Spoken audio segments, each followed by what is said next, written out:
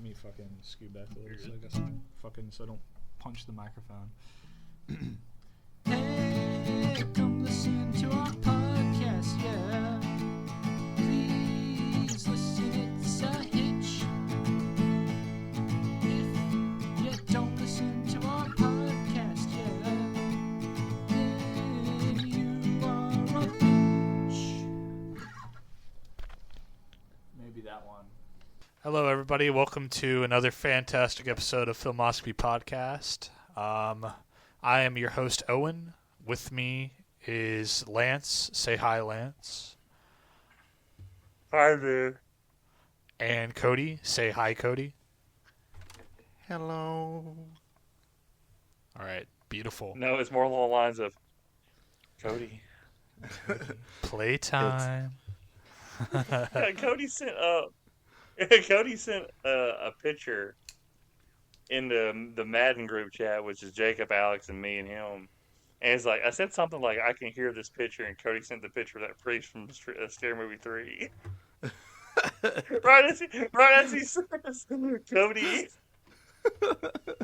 Dude, I've been making this joke since like late 2010, and it does not get old.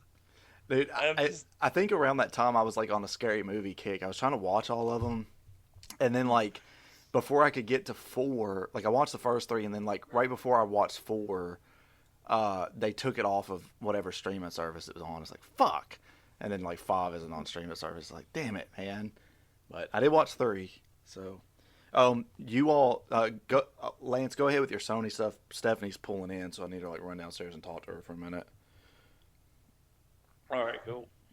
Owen, do you want to introduce today's movie before I talk about my bullshit? Yeah, you just want me to introduce the movie, you said?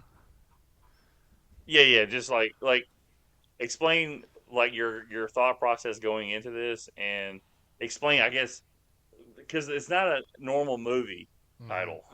It's very strange, you know. It's like something you see on a fucking VHS barcode.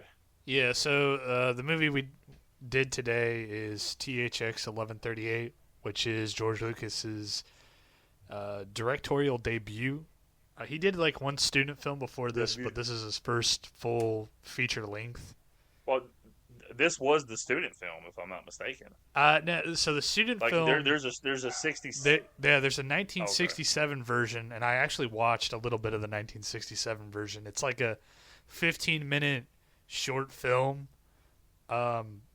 It's basically just like a montage of a guy in like a similar kind of setting running away from the police, and there's like, you know, there's surveillance on him and stuff, and he's like it doesn't have any kind of like defined narrative, but then again neither does the version we watched, so yeah, that's the director's cut.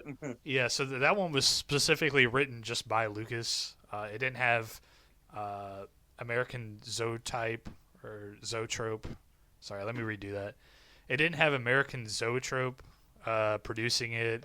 You know, Francis Ford Coppola wasn't involved, and it was only really screened for his like fellow students and stuff like that, like in a film festival. But this was the actual. He elaborated, I guess, on that concept and created this. So that's how we got this. Yeah, you need a deep dive before we talk about the movie. Like, I know Lucas and Spielberg are bros. Yeah. But I know Coppola is also part of their friendship group. Yeah, so... And there's somebody else, but I'll let me get into my little small shit so we can start talking about the deep stuff when Cody comes back. Okay. So, Owen, I don't know if you've ever seen them, the Spider-Verse movies, the animated ones. I mean, I've seen the trailers, but I never actually watched them, though. Okay. I will say this, and this is not coming from somebody that's, you know, I'm a shill for the Venom movies. I didn't go out and go pay for Madden Web. So I'll say this, I'm a Venom fan. But I watched those movies finally. I heard like they got almost universal praise. Yeah, that's Even what I James heard. Gunn said his favorite comic book movie, he said, is Into the Spider-Verse, the first one. And I'm like, okay. And I watched it. I'm like, man, this is actually really fucking good. It's fun. I mean, it's not like it's just it's a comic book come to life. Uh-huh. How they do the animation is really fucking good. Then I had to rent that one because it's not on any streaming services, but it's only $4. Well, Across the Spider Verse, the second one's on Netflix, and I watched it. I spoiled a little bit for myself because I was looking at the cast list as I was watching the movie on Wikipedia. But as I'm watching the whole fucking movie, I'm like, I mean, I knew what some of the things coming up, but it still was like, damn, this is really good. Like, it didn't catch me off guard. That movie's great. Okay. It's got a fucking great cliffhanger. Both of them, or just the it first feels one? like Empire Strikes Back. The second one. Oh, okay. I mean, they're both great. Like, if you watch them, the first one has a story, and it finishes the story at the end of it. Yeah. The second one leaves off on a cliffhanger like fucking Empire Strikes Back does. And it's fucking awesome. I mean, like, it's like, holy shit. Like, I mean, if I saw this in theaters, I'd want the fucking third one yesterday. But they had to delay it to next year, so it's been almost 2 years since it came out. But if you ever get a chance, man, just sit down and watch those two. Those anime. The way they do it is just fucking awesome. I mean, that's like kudos to them. Miles Morales is like the main character in those, right? Yeah, and they also have all these different versions of Spider-Man, and the main ones that they show are like ones that had their own comic book run. There's a Ben Reilly Scarlet Spider in the second one, which Ben Reilly was Peter Parker's clone. The Peter Parker that's in the universe that Miles Morales comes from is based on the Ultimate Spider-Man Peter Parker. He's got blonde hair and blue eyes. Oh yeah. And then they've got like Spider-Man Noir, which is a black and white Spider-Man from the 1930s in his universe, and he's a crime fighter. Do they have Penis Parker? No, they don't have Penis Parker, but they got Peter Porker. What? Which is Spider-Ham. This is fucking bullshit. I can't watch it if it doesn't have Penis Parker in it. They do have clips from both of the Spider-Man movies. When he's looking into the Spider-Verse part, you see clips from both live-action Spider-Man. And it's up. And then the second one has Miguel O'Hara, which is Spider-Man 2099, which is pretty fucking cool. Like, so you don't ever get that like that kind of representation. It's kind of like Batman Beyond, but it's for Spider-Man. But it's even further into the future. But yeah, I mean, holy shit, man, those movies were fucking good. Yeah, Sony's doing a. Go ahead, my bad. Yeah, I mean, I might watch them. I've always had a soft spot for Spider-Man out of all the Marvel shit that's come out. I think I've watched every. I think you would really enjoy these movies. Okay, yeah. Just like from everything that they pay respect to the comics, and you can do a lot more in animation than you can do in live action when it comes to doing these characters. You know. Yeah. But it's really really fucking cool. Like there's a scene in Homecoming, the Tom Holland, the first one, where Andrew Glover, what is his fucking musical act name? Something Gambino. Childish Gambino. Yeah, Childish Gambino. So he's in it, and he plays a character named Aaron, and he's just a street like thug.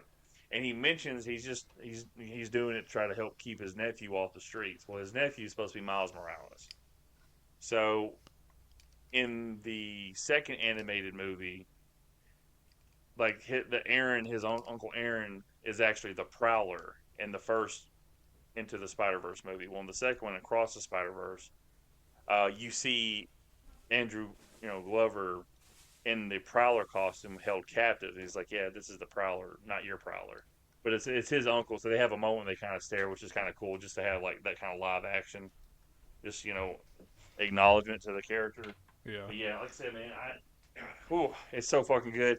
But I was watching it because I was interested in Spider-Man Noir, and this is it's really good. Nicolas Cage voices the character. And it's in black. He's from a black and white universe, so he sees a Rubik's Cube, and he goes, so he's looking at the Spider-Ham. He's like, so is this blue? He's like, no. It's like purple. No, is it green? He goes, I don't understand these colors.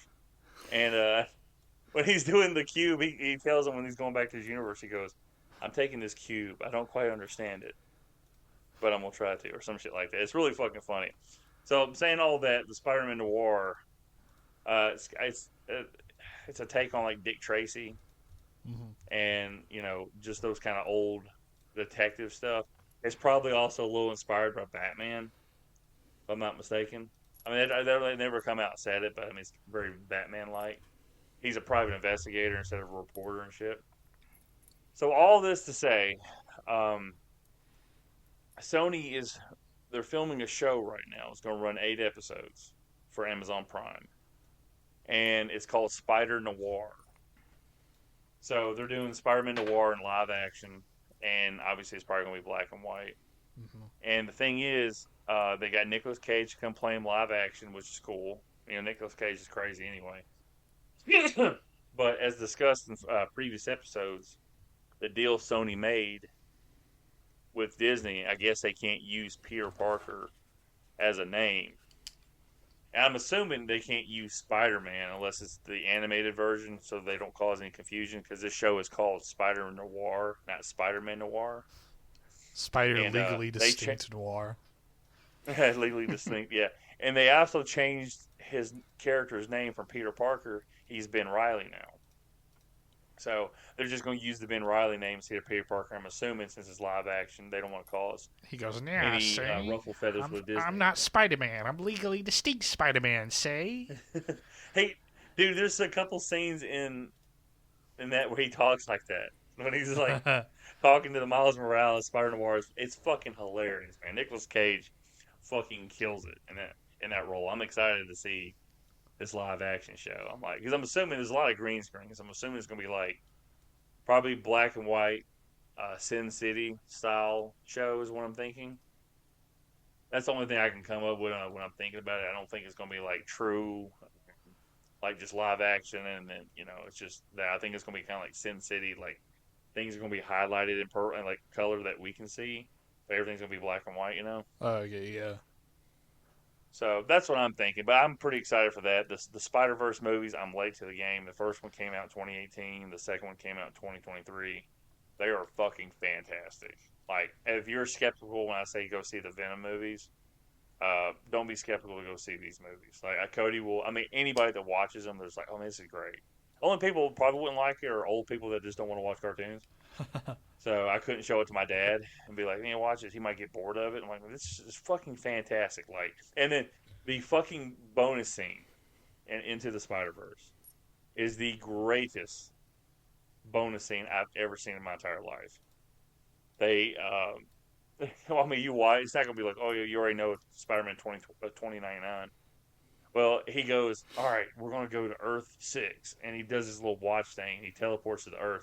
And it's the old, 60s Spider-Man cartoon where they have the Spider-Man meme where they're pointing at each other, Yeah. So he drops in there, and he's talking to Spider-Man. He goes, who are you? He's like, no, who are you? And he goes, it's rude to point in Spider-Man 2099. He's like, we're the one pointing at me first. You're rude. And they keep going back and forth. It's the fucking fantastic bonus scene. God, it's so fucking good. Man, I watched it. I'm like, man, this shit, it brought a smile on my face. Like, this is how good this, there's no low points in the movie where you're like, this kind of sucks. No. This shit's fucking fantastic. The visuals are kind of trippy. So it's not like a straight up regular cartoon, but it's almost like this 3D-ish background while they're it's just really fucking cool. So if you go get a chance to see that, so yeah. Is Cody back yet? Yeah, I've been back. Okay, I didn't know. Yeah, with this movie, I wanted to, I guess, I don't know. I probably wasn't ever going to watch it without the excuse of being able to do it for, the podcast. But I eventually did want to watch it or something like that. So I'm glad I watched it, but I didn't really like it or anything. Yeah, this movie, it's strange. And it's so strange because you have William Duvall in this movie. And fucking Donald Pleasance. Yeah. Who, to me, Donald Pleasance will always be Dr. Loomis in Halloween. But he's actually a very good actor. I thought he was a good actor in all those movies. But I know he had a more diverse career that I didn't watch. He's a villain in one of the James Bond movies. Yeah. and that's what they based Doctor Evil from the Austin Powers movies off of his look, 100%. So I just thought it was interesting, like, watching this. I'm like, I didn't quite understand what the fuck was going on, and then I saw nipples, and then I didn't care. But it was nipples on a ball chick, so it's like, oh well, that's kind of weird. Yeah, I thought when we get into it, man, I thought it was weird. Like, the dude Donald Pleasant's character, I think he's Sen, Yeah, if I'm not mistaken. he said. He sees them have sex on camera, and then he instantly wants to be his Yeah, roommate. that's what I was like really confused about. I was like, why the fuck does he like want to be his roommate so bad for any other reason than just don't want to fuck? You know? He's like, I heard you're really clean. He's like, you got a really nice cock on you. Real clean.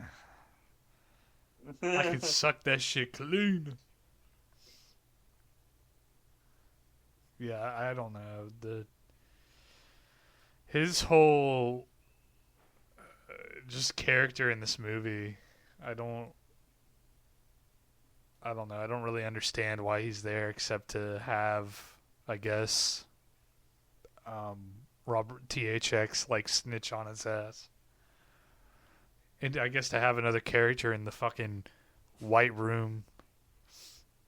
Yeah, that he was like, when he's trying to like round up the prisoners, he goes, just like the nose on your face, and the dude punches him in the nose. Yeah. He says, whack. The fucking, that segment is so, like, I don't know. I think the strongest part of this movie is really its, like, set design. And, I mean, that's kind of about it, because there's not really going on narratively that's, like, all that interesting. So, I mean, just putting the characters in this white room for about 15 minutes is, like, the most mind-numbing thing in the movie. That and the CGI monkeys. Yeah, I don't understand I'm assuming they did that car chase scene. A lot of that shit was, like, enhanced by CGI, is what I was thinking. Yeah, talking about THX now. Yeah. Yes. Yeah, so Before we... go ahead. I want to ask you about the friend group, though. So before we get too deep into that, I want to ask about Coppola, Spielberg, Lucas, and I think there's a fourth guy. I don't know. Jerry. Yeah, Jerry Seinfeld. Jerry Just some Springer. guy named Jerry. Are they called the Rat Pack, is what they were originally called? The Fat Pack, more like. He was actually... George Lucas was, like, weirdly thin back during this era. Oh yeah, it wasn't until he got that Star Wars movie. Yeah, he that was like, all them neck rolls. He's like, I keep eating these Chewbacca cookies. They're so delicious. I can't remember who. I think I know it's like their graduating class, whatever the fuck college they went to. I know it has like Steven Spielberg in it. But I don't think they ever met while they were in school, from what I watched. But the reason why, so when Lucas was going through school, Francis Ford Coppola was kind of a big name in kind of the new generation Hollywood people, because he was basically the first film student who ever he was the first film student to actually direct a like feature-length film. So it was kind of a big deal back then. Because prior to that, I mean, we're talking about like old Hollywood, where it's the big studios, and a lot of the people who make the movies are just like, businessmen who are like movie savvy, but there's no kind of like not classical, but there's no kind of like, I guess, formal education for like movie making or anything like that. I looked it up. They're called the Movie Brats, and it was Steven Spielberg, George Lucas, Coppola, Brian De Palma, and Martin Scorsese. Oh shit! Okay. Yeah, so some big names. Did they like? That's just the generation though. They didn't like graduate.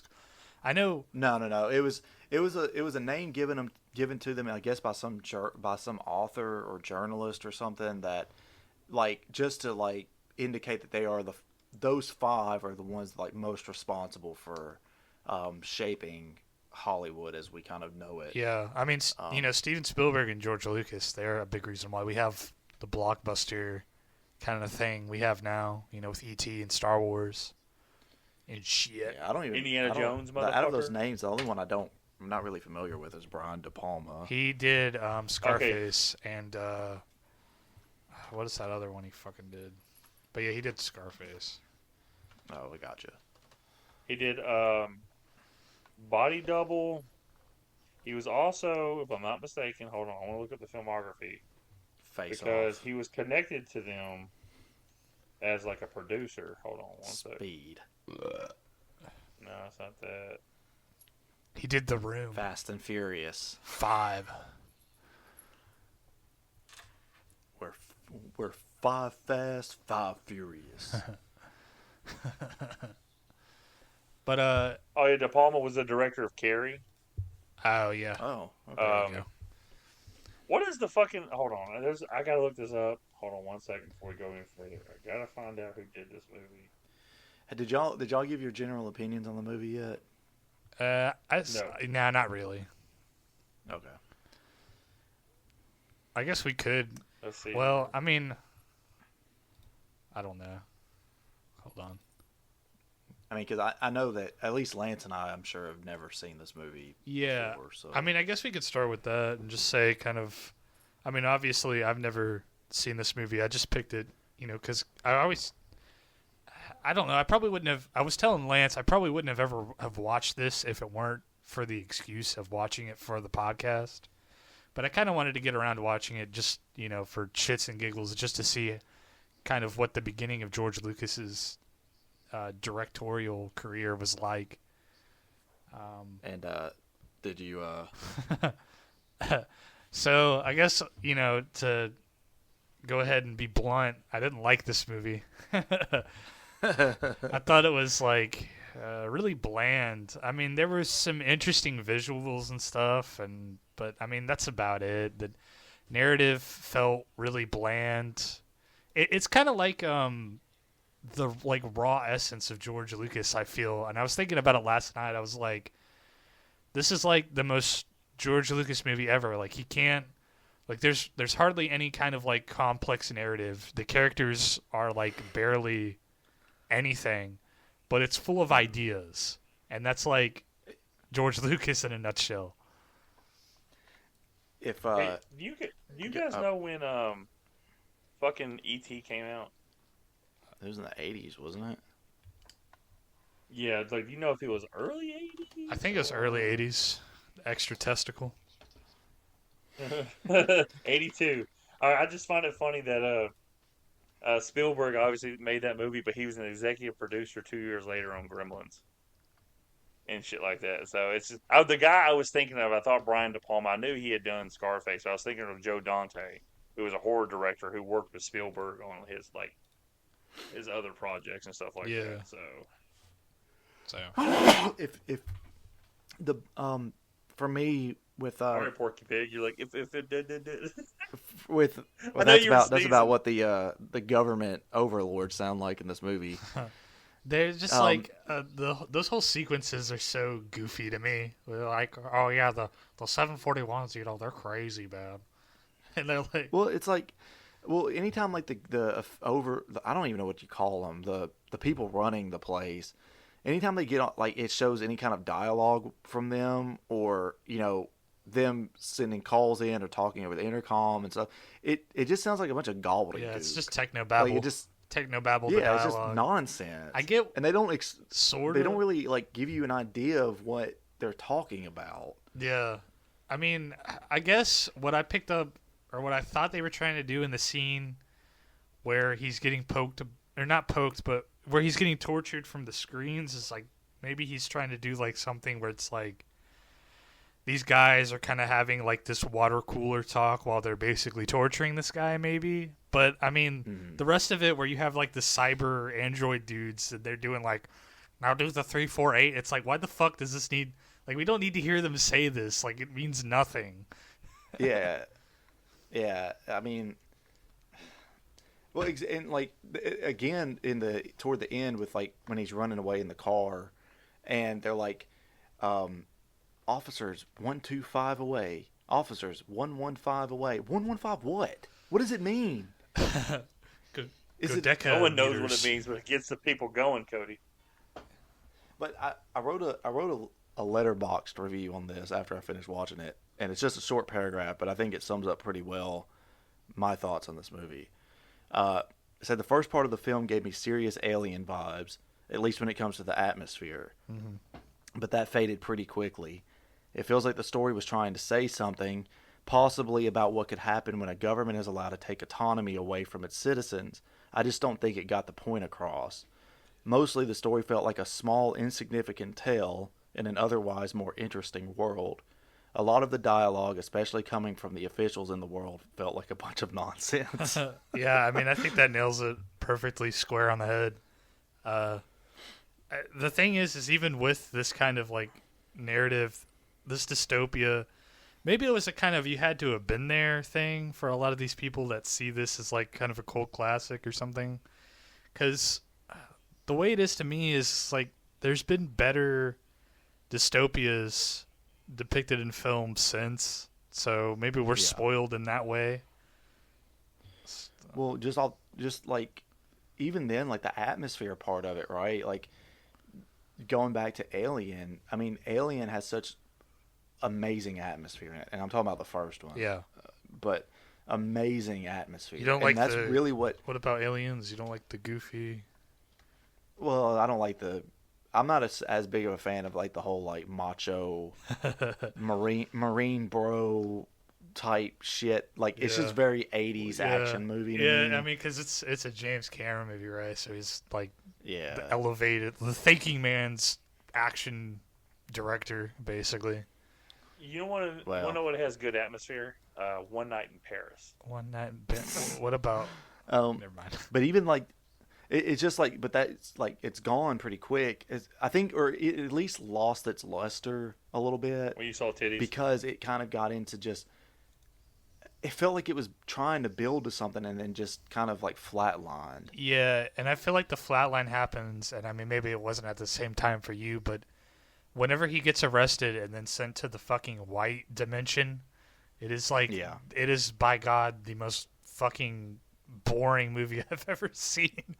Oh yeah, it's just like you have these group of characters that you don't care about or know about, and they're just sitting in this white set for like 15 minutes straight, and it's like, dude, I don't give a fuck about whatever the fuck is happening. Like, I mean, the least you could do is come here, let me touch you. Yeah.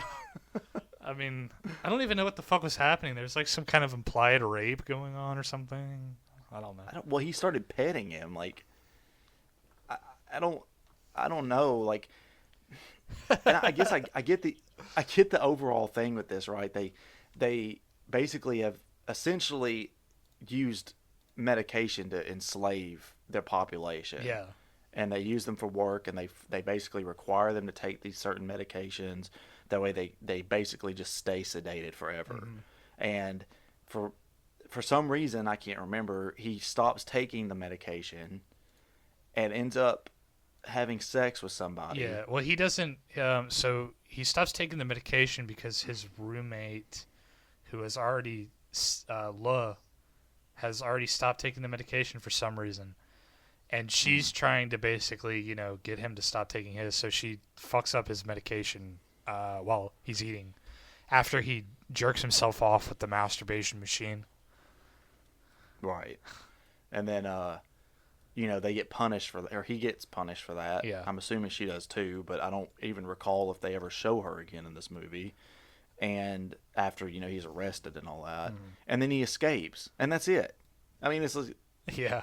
Okay. Like, the first, like, part of the movie, it seems like it's genuinely going to like lead to something very interesting or it has something to say. It's like and it just doesn't. There's no revelations. There's no like I don't know. I mean, I guess the only thing you could say is like a revelation is him getting to the surface and there being nothing there. But I mean, I don't know. It seems like but a little. Is there nothing there? Yeah, because exactly. That's not how I read it. Like it just kind of the way it was shot just kind of like makes it seem like he made it to the surface. He done did it, dude.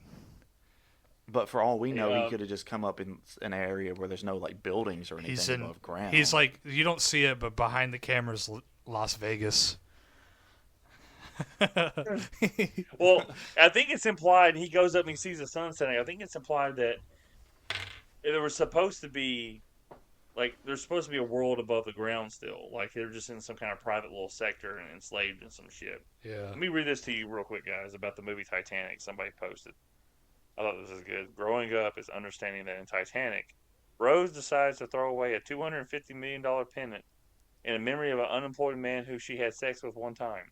Meanwhile, her husband worked hard all his life to maintain her and give her and her children a life of luxury, who would surely have appreciated the inheritance and live peacefully.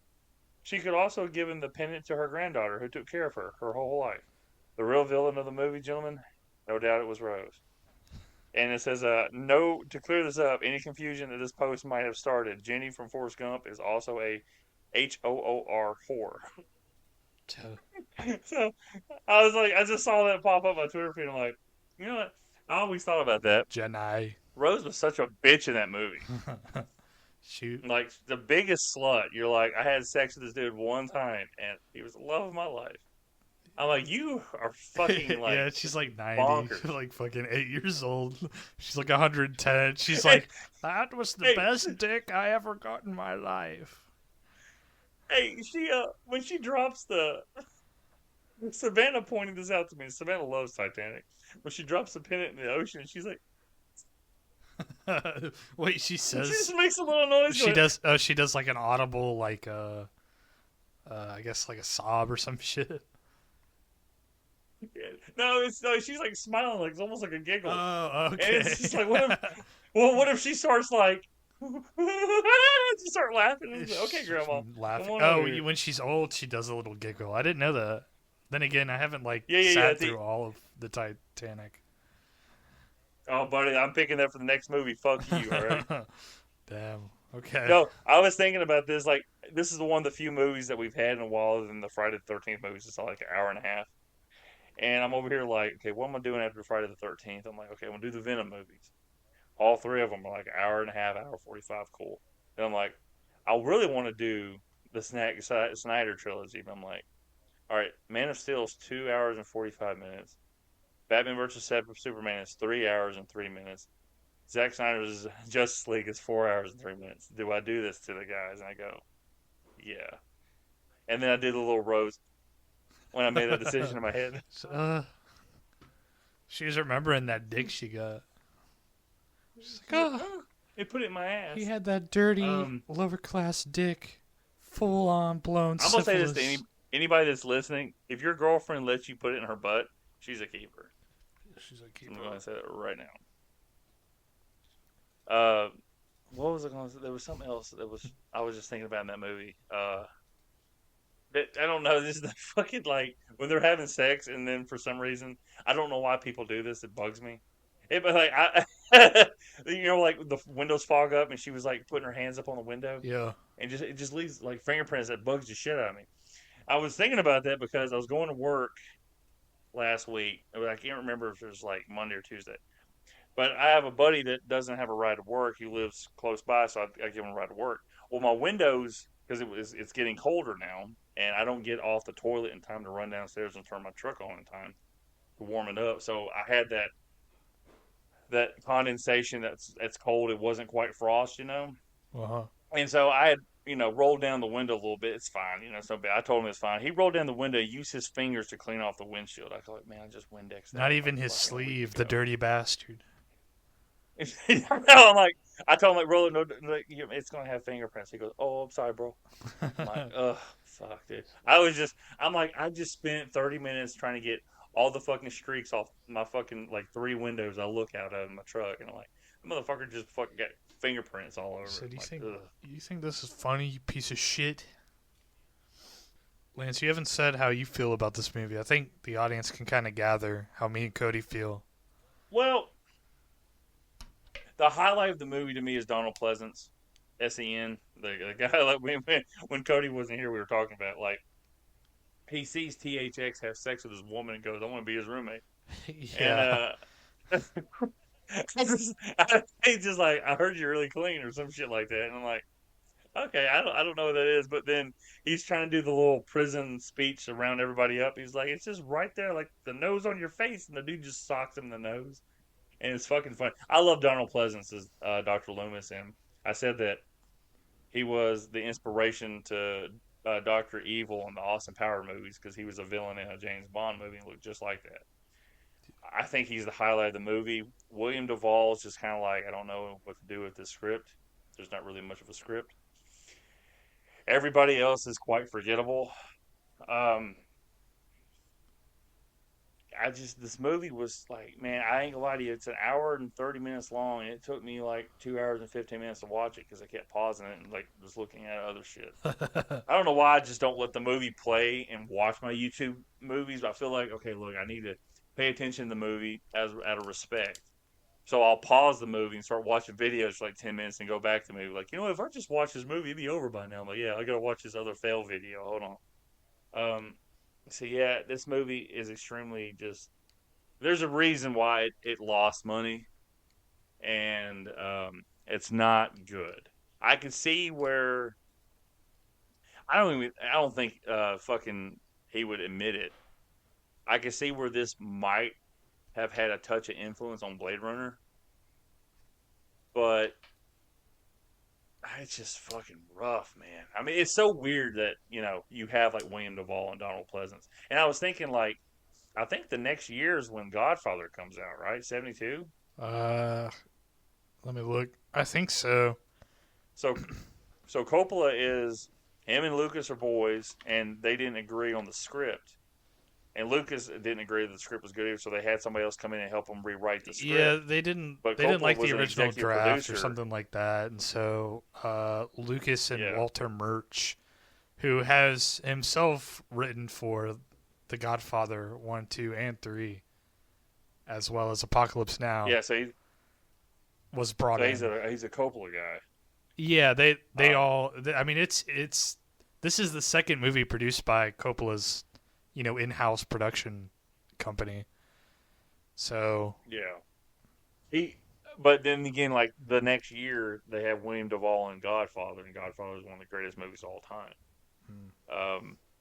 I find the connective tissue of this movie more interesting than the movie. Just seeing how, like, I mean, if you just watching this is a movie, it's boring as shit, and there's not a lot of rhyme or reason. I had to have the Wikipedia plot article to help explain it to me. yeah, And like I said, I'm more interested in the Lucas Coppola connection and how all that shit works out. the importance of this movie is kind of more interesting than the actual contents of it, to me as well. Yeah. Because you can see some inklings.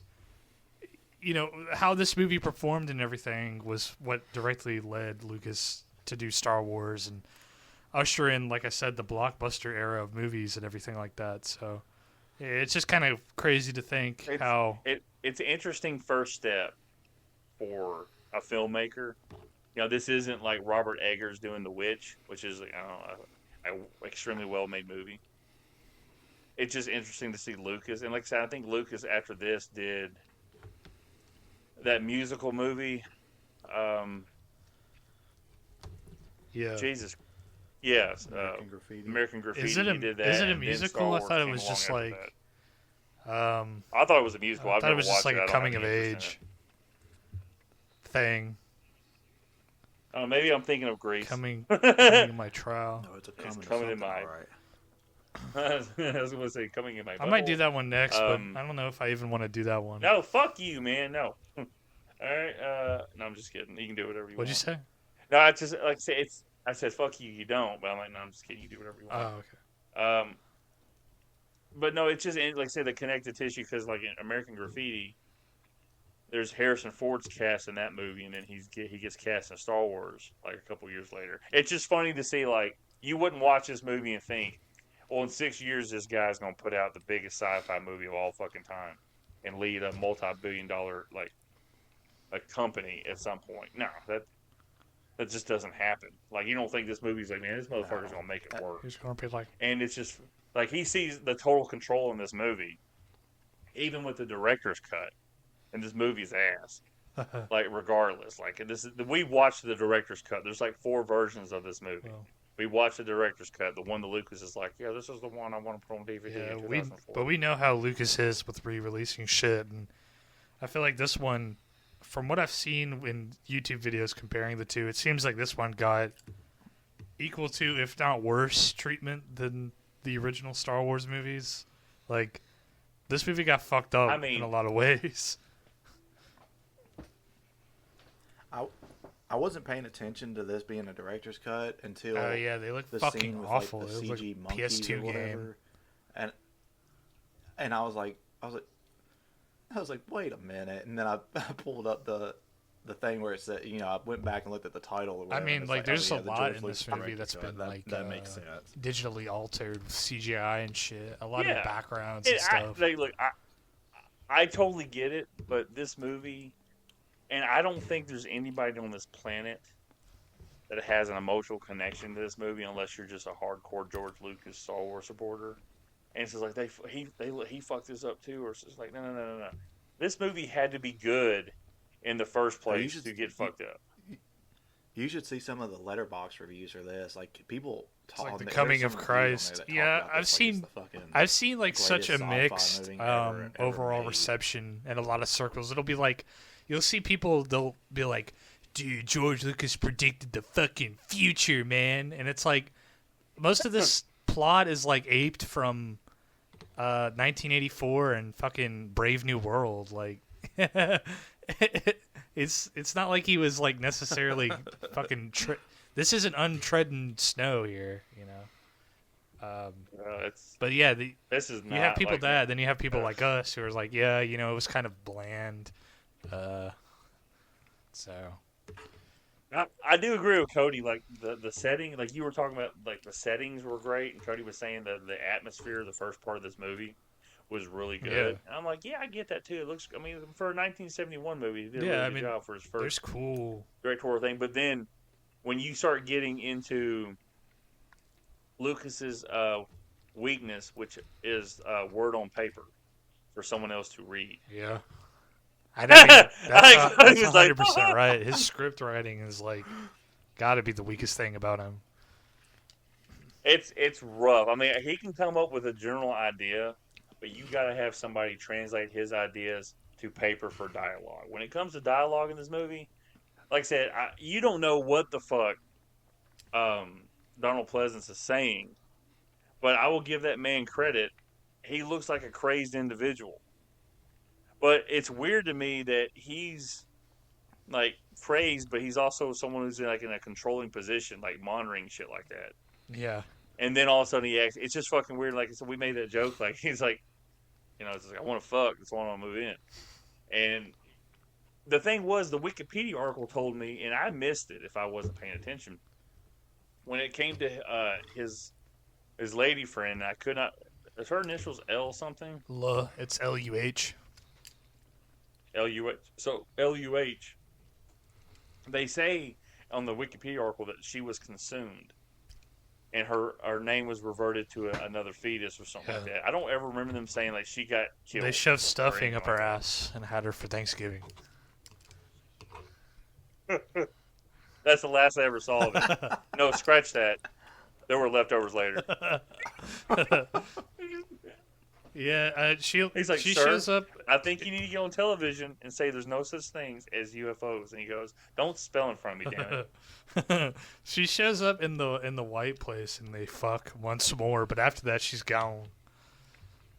Yeah, you don't ever see it. You just see that her name is being associated with like another fetus that's growing. I don't know if it was like, she was pregnant, so I don't know. I think that's supposed to be I her don't think baby. that would have been her baby though. Her baby. Hey, no, I don't. I have a plot nitpick. If they could turn off his brain at the beginning of the movie, why didn't they turn off his brain when he was running away from the police? I think no. Good point. I guess so. Maybe, No, I think he. maybe I the think, signal was I out think of it was range. that because he was hooked up to that machine. Like he was doing the work. He had that fucking all that the headgear and everything. I think that's the reason. I'm It not could trying be to that. defend this movie. I don't know why I'm doing it. I'm thinking that was the only. But even then, later on, when they're doing the whole like where they're torturing him or whatever, and they're like putting inputs in, and he's like Yeah. contorting and stuff. Isn't that? Yeah, not but I them don't think they controlling can him control too? his eyes and like his brain shutting off, like if he's not connected to something, and he wasn't connected when he was running away. That's what my assumption is. I don't know why I'm defending the movie like, oh yeah, this is what happened. It was just something that was really I'm bothering gonna do me that when I plenty was times when we watch Venom. when I was watching the last half of the movie. That was just something that was really bothering me. So I was like, why don't they just fucking turn his brain off, make him dumb?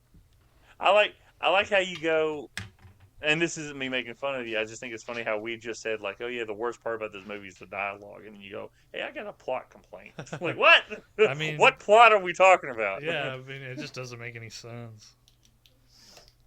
I think it's not clear, but if you read the Wikipedia plot article, the movie makes so much more sense. Like, you know, the hologram when he's driving the car and then crashes the car and then you just see the smoke, it's because the hologram disappeared. Yeah. Dude, that was funny. That's why they didn't pull anybody out of the car, because he just disappeared, and it's like, what the fuck are we talking I wasn't expecting him to, like, pull out and just immediately, like, fucking run right into the pole. It came out of Dude, nowhere. I ain't gonna lie to you, when because I read the Wikipedia article as the movie was happening, like, let me just see what's going to happen. So, because this movie was boring, I'm like, I'll just go ahead and make sure if I don't pay attention, I'm going to get a clarity of it. And it says, like, he immediately crashes in the pole. I'm like, okay. And then it's a comic thing. He's just like, yeah, the car's like, bam, right into the fucking pole. I'm like, what in the fuck, Like, he made man? no effort to avoid that fucking thing. No, he's like, this is what you're supposed to do, right? That shit is funny, though. I mean, man, like I said, I think for me, I don't know about you guys, I think Donald Pleasance, SEN, is the best part of this movie when it comes to acting. Like, he acts crazy, and you believe he's just kind of nutso and shit like that. But everything just kind of, there's no satisfying conclusion to this movie. And not like, oh man, the good guy wins. I'm not saying that. I'm just saying, like, Donald Pleasance is running away. He gets on a bus and he starts sitting with children just to get collected again by the police. Like, he doesn't resist, and he was the one trying to come up with the resistance. He says, I'm done running. We're done running. Yeah, it's just weird, man. I don't know, like, He said THX got away. I didn't even give me a Like, I heard you were really holographic clean. side piece either. Looks like I'm back to the vacuum masturbation machine. now I did think it was funny when Duvall was watching like that porno, Yeah. and you have the black chick with huge knockers dancing and shit. And it's like, okay, then he clicks to like the hologram guy talking about a car, and then they click to a naked black dude. Like, whoa, It's like, no, change the channel. Ah! It's like, whoa, hold on one second. But it is funny that I know it's not what it was, but she switched out his medication. She gave him a Viagra so they could have sex. Yeah. She gave him fucking And, some it's Spanish like- fly to make him horny. He's like, oh yeah. If he was getting his cock milked by the machine, wouldn't that necessarily, like, he would have to be horny? Yeah, I don't know why they don't want them to have sex. It doesn't make any sense. Yeah, I assume that's Well, what it's it is, probably and maybe about like some kind of like population genetic, like manipulation or some shit. But I don't know. Well, you've got a workforce, and until they need people, they don't want any more being born, right? Yeah, it's just weird. Do you think This movie is strange. Do you think George Lucas watches like 1920s style African ladies dancing with their titties out and jerks off to it? I mean, He was like, "This is the most sexiest thing I could think of to put in the movie." they picked a really good model angle. It feels like when I used to write essays, I feel like like my first paragraph, maybe two if I'm lucky, were really good, and then I'm just struggling to fill out the rest of the paper to the end. And I feel like that's Lucas when he wrote this movie. Like, there's this dystopian future and all this shit, and then once he gets past the cool setup and then the cool setting that we liked and what Cody liked, when Cody pointed it out. He's just struggling to fill out the rest of the draft. Yeah. I feel like what he's doing. Yeah, it feels like definitely like that in the middle. Like I said. And then we're gonna have 15 minutes of nothing. Big white There's room. gonna be a That's midget. why I say Donald. We're gonna need a midget. That's why I say DP is the best part of this movie because he carries that 15 minutes of just white room. It's like yelling and saying whatever Lucas wrote. Yeah. We're gonna need a midget. Hey, there is a cool little trivia. So a lot of the extras in this were recruited from a nearby cult. There was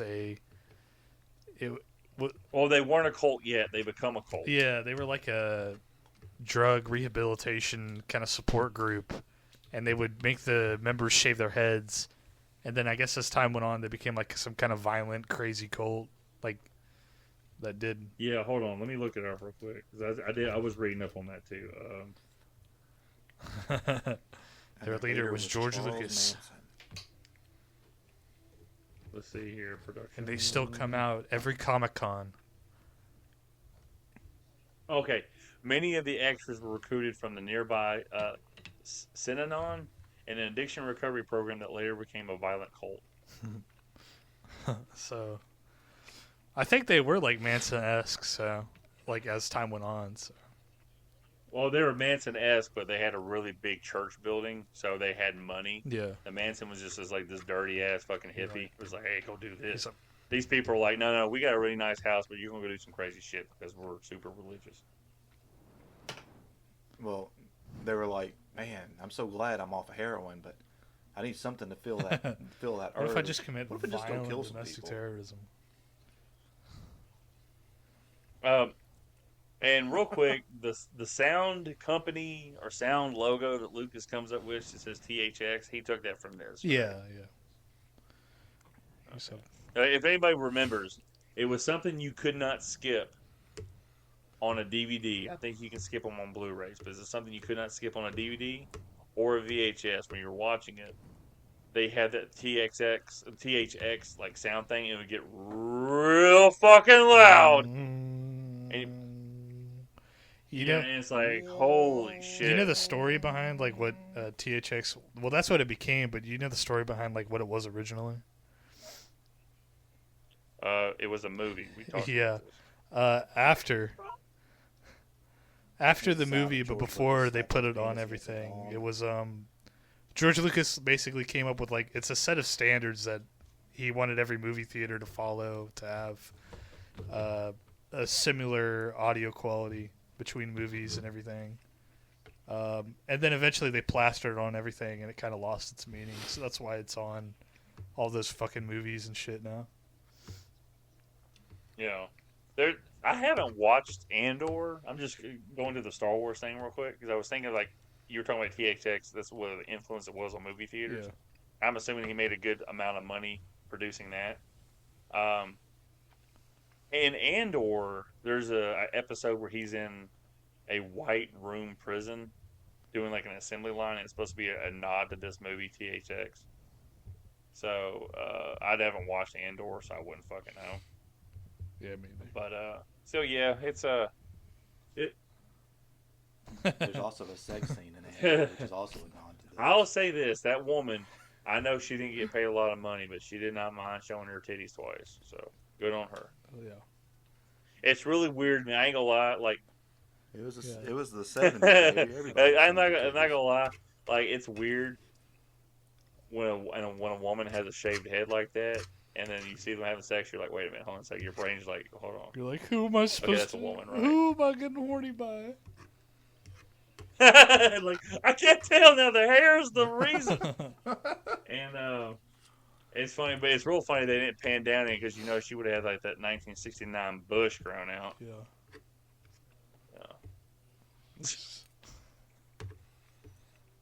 Yeah, just then in that white room it would have been white. It would have Just a half white, moving half black, fucking just Did like you a see- giant fluff ball. Hey, you just see everything's white, and then you see this upside down brown triangle just floating around the room. Yeah. No, like you know how they get undressed in the white room, like as soon as he takes like her like clothes off, fucking, and he like gets pinned to the wall. Yeah, It busts through. That's how he escaped. The fucking hid robot inside of it cops are and like they- cutting through the carried fucking him. bush.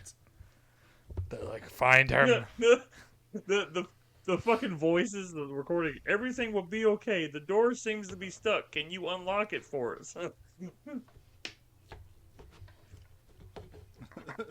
Oh, I guess I must have missed something. Why did they end up in that room? With, Well, like, the you didn't miss it, corpses? Cody. There was a book later on that filled in all the gaps. You had to go buy it. They just kind of end up in there. I don't know. Some kind of morgue or some shit. Did you know that Return of the Jedi was like a year after Empire Oh, Strikes so Back? it's not something I timeline-wise? missed. It's just something. It's just Sorry, do what? There's a book that explains what happened in that year. Oh, yeah. Oh, I was saying there's like a year between Empire Strikes Back and Return of the Jedi, but there's probably a book that explains everything for you, but you got to get it. Yeah. So don't feel bad about the movie. There's a book you got to Yeah, buy. there's a alright? comic Don't worry. book. Okay.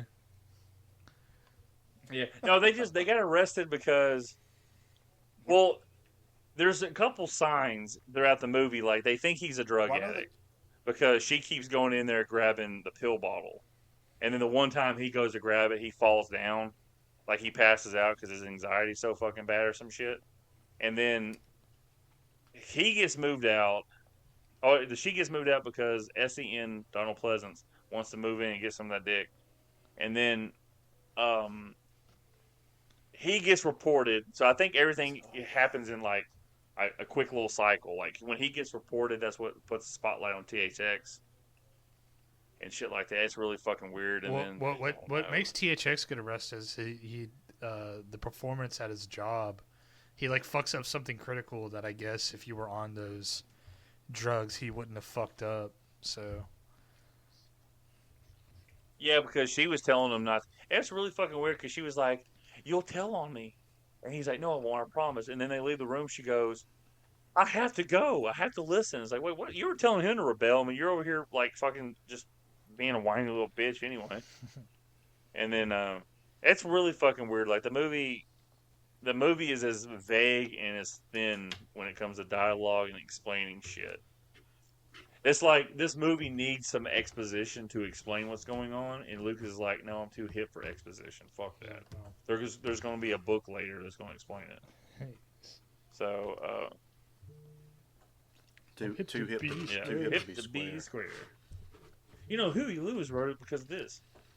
Hip to be square. So yeah, it's fucking weird. This movie's it's weird. I'm gonna go ahead and do a spoiler. I do not recommend this movie. yeah, me either.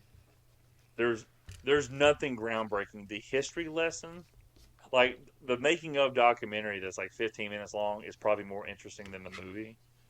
And then the connective tissue for Coppola, Lucas, Spielberg, that kind of thing, is interesting for me. Like if you are just a George Lucas fanboy, you're like, okay, I see something that inspired Star Wars and shit like that. Maybe you'll like it. I'm not trying to like poo-poo it. But man, just from a general perspective, like, and I love Star Wars, and I do appreciate what Lucas did, but we have talked about it multiple times that Lucas and his dialogue is like, woof. This movie is fucking rough from a thing. And it's not the actor's fault. I've seen You what, Cody? Have either of you seen 2001? no, but I know. I've heard it's a great that came movie. out before this. I know.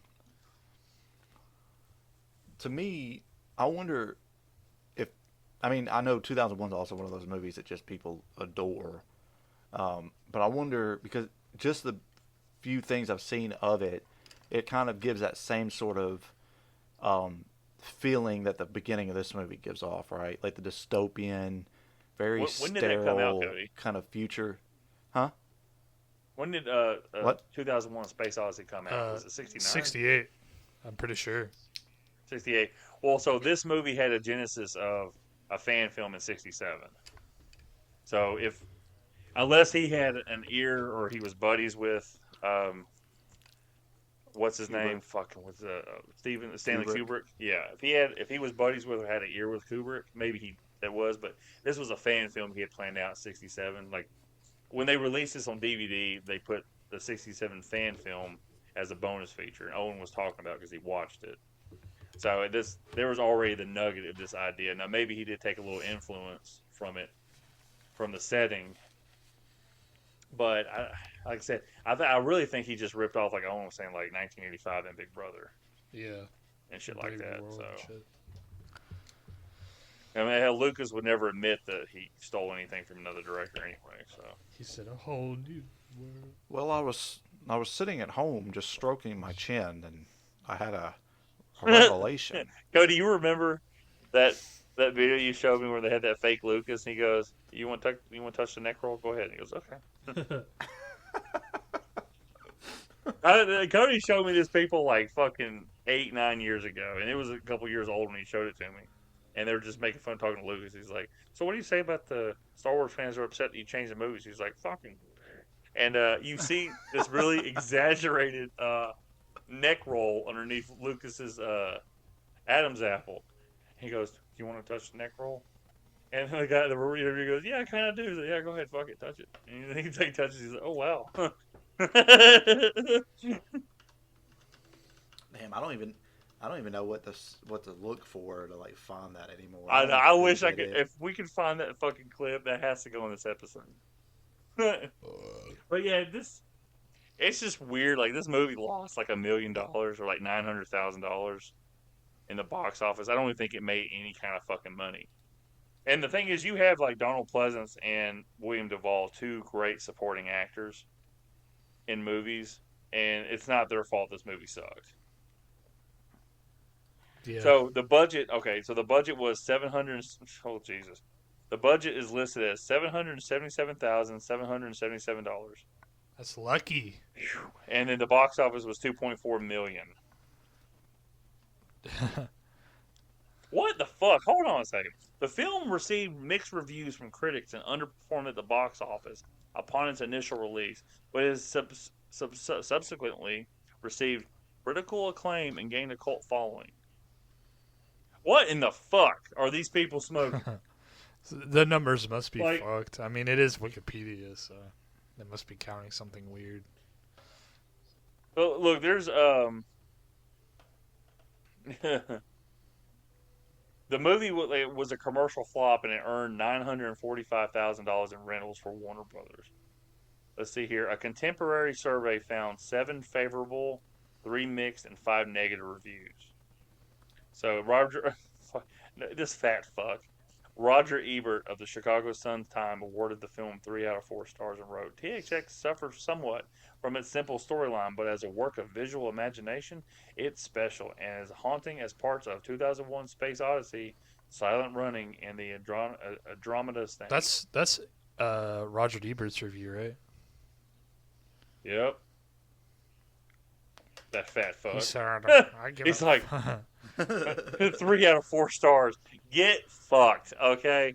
Holy shit, man! You got shit like this. I think it's a you had to When have been there kind of thing. Like I said, I mean, you have to think of it from the perspective this movie of the people who were there at the time. I mean, movies back then, we're just kind of getting into that, new Hollywood shit. Like I said, it was all kind of like standard studio affair, kind of leading up to the 60s. So I cut him a bit of slack I'm not there, judging but that. yeah, I don't think it's a great movie. But no, look, I know you like Roger Ebert, No. or was it George Siskel you liked? Do what? Which one did you say you agreed with more, George Siskel? Yeah, usually Siskel has the better takes. Ebert has like really weird takes. So I don't. There's times will where say I this. disagree with both of them, though. Well, I'll say this: probably 90% of the time, I disagree with these fuckers. Like, we're doing a podcast that reviews movies. Yeah. But we're doing it from just a normal person's perspective. We don't have film training. We don't have this. We don't have that. We're just 3 simple guys that are like watching movies and talking about how we feel about them. These motherfuckers will what, Cody? I was just gonna make a simple man joke, but go ahead. Simple man, kind of man. Be a simple necro man. Simple Gonna touch necrophilia. With the back of your hand. I will say this: when you get paid money to review things, like to me, it's just weird because like when the whole thing, art is subjective, or whatever.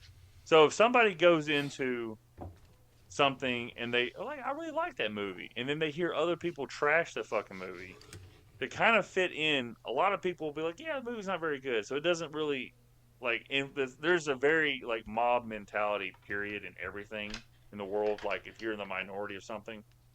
But when it comes to reviewers and they review shit like this, it's like, you'll sit there and give Friday the 13th Part 2 a terrible review. You'll say Friday the 13th is one of the worst movies you've ever seen. Give out Betsy Palmer's address for people to write her letters saying what a bad person she is for taking money and doing this movie. And you'll give this fucking movie 3 out of 4 stars? Get fucked with a rusty pole. Holy fuck. I don't even like Friday the 13th, the original. I'll watch that 10 times before someone pays me to watch this thing again.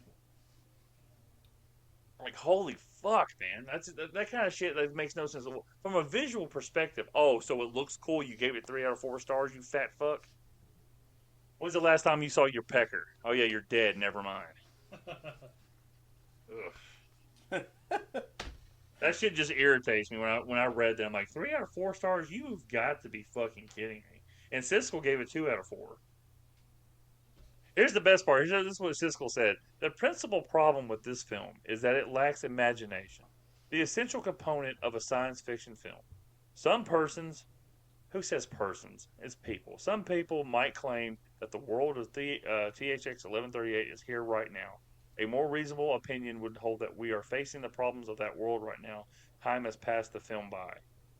Okay, first off, no. We're probably going to be facing this reality now with Trump in office. But this is just fucking... I mean, he was 25 years old when he made this movie. But I just know we've talked about the success of Star Wars lies at the feet of his ex-wife. And he didn't direct the 2 other Star Wars movies, and one of them was critically acclaimed, like, for a reason. And, you know, he did the 3. Everybody's like, oh, everybody does it because the Disney movies aren't good. They're like, oh, the prequels are so good. No, they're kind of boring. You watch the second half of Episode 1, it's okay. Episode 2 is like Twilight bad, unwatchable.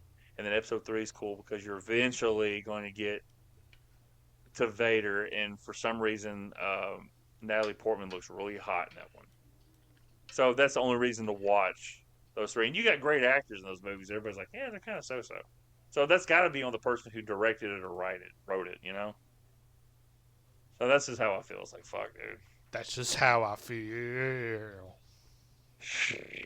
Yeah, so you guys recommend this bullshit? No.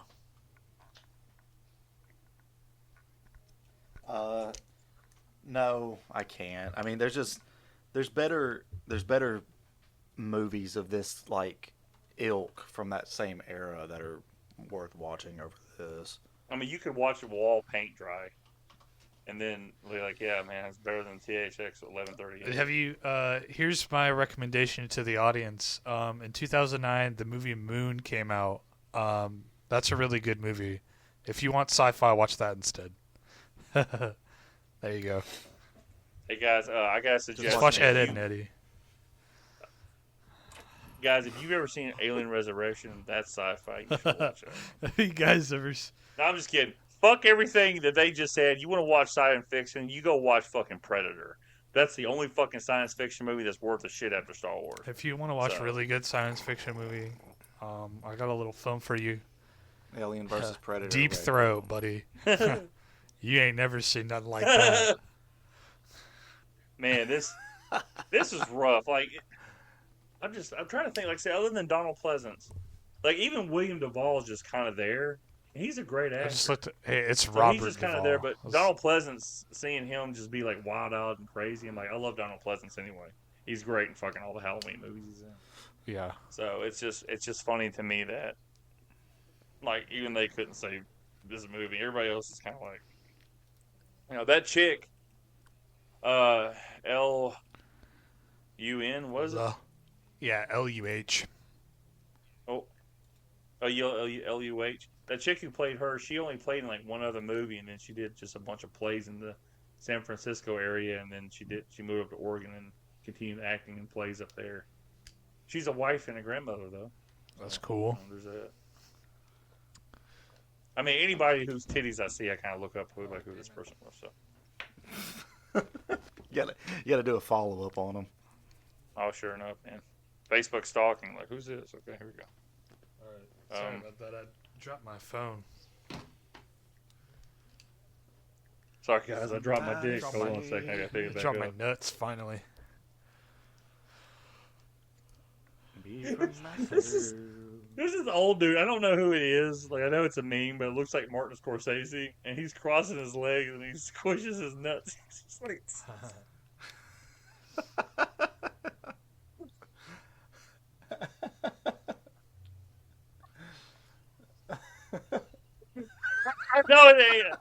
I know it ain't Scorsese. Like, he's like so old and his eyes are like so close because he's not wearing glasses, so he can't see. So I'm just like, that just looks like Scorsese, and he goes to cross his legs, and for some reason, old men cross their legs like women do, where instead of like putting your leg up on your knee, which like where your ankle meets your knee is where you do it as a guy.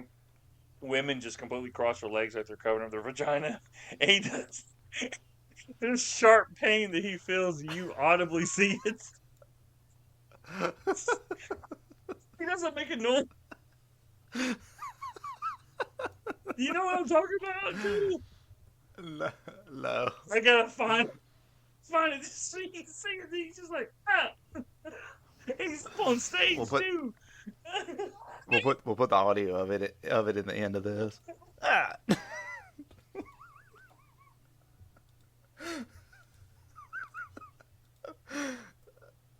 It's so funny to me. Just like, it's like anybody get their balls squished fucking hurts. And I mean, I get it. Like, you get old, your nuts hang low, they wobble to the floor. Can you time in a night? Can you time in a boat? Oh shit. Okay, so I guess we'll talk about our upcoming schedule. So at least we got an hour of this podcast about the movie. 45 minutes of it's about bullshit. So the next movie will be the one we're recording, not necessarily in release schedule. Will be Logan. That's gonna be my movie. One of the greatest comic book movies of all time, if not the greatest. It also influenced Avengers Endgame, which I thought was interesting. We'll talk about that when we get there. And then after that, it'll be Nosferatu. Nosferatu. It's gonna be real funny when Nosferatu doesn't make as much money as Venom left The Last Dance. Nosferatu. Venom. The fucking the Nosferatu. Night, let the devil in. Like, Cody, what was that in the group chat? Oh yeah, I said Dr. Dre said. Oh, Dr. Hell Dre yeah. said. Yeah, Dr. Dre said. Yeah. Someone said hell yeah, and you said Dr. Dre said. And I'm like, I think Cody will get this, and then Cody goes, knock knock, let the devil in. I'm like, but yeah, so Nosferatu, which I'm excited to see. I just hope it's not like 2 hours of just fucking boring setup, and then the movie kind of pays off. I mean, it's a Dracula. I know how the story. I hope it's 2 hours of it going. Da da da da da da da da. You could never love me as he did. So, okay, Rose, you bitch. He laid that vampire pipe down thick. Oh God. We're like Count Big Cock. Okay, you said Count. I was gonna say more like Count Moorcock. Better. No, I thought he said Count Fourcock. I'm like, okay, there you go. Oh Lord. Hey, question of the day: do you think Jenny, in Neutron? Forrest Gump, was lying to Forrest about the fatherhood of her child? Who? Jenny. Oh, Jimmy Gump. Jimmy Neutron. I thought you said Jimmy. No, not Jimmy. I said Jenny. Jenny. Oh. I hope Jimmy Neutron would be cooler. But Jenny. It's been so long since I've seen like, that movie. We gotta get an abortion. I have AIDS, got her.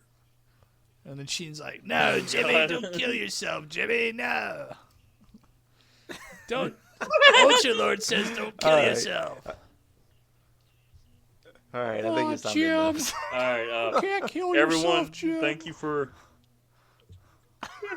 Hey, he's like, Jimmy, do you like my croissant? And he's like, yes, it's really nice. Like, Jim, I didn't mean to give you AIDS, Jim.